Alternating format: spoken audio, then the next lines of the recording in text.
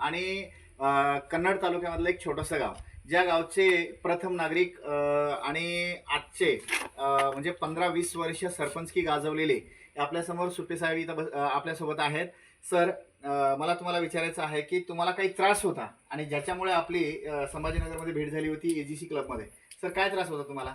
मला फाईलचा त्रास होता. फाईलचा त्रास असल्यामुळे बारगाव सरांच्या माध्यमातून राठोड सरांपर्यंत जे नवसंजीवनी देणारे आहेत त्यांच्यापर्यंत आमचा जाण्याचा योग आला आणि मला जो फाईलचा त्रास जवळपास 2-3 महिन्याचा त्रास होता.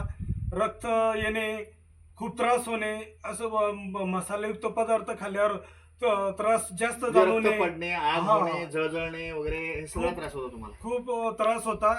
सरांनी जे प्रोडक्ट सांगितलं, माझा तर सुरुवातीला त्याच्यावर विश्वास बसे नाही 99%, पण एक मनाला वाटलं की 1% विश्वास करून पाहावं.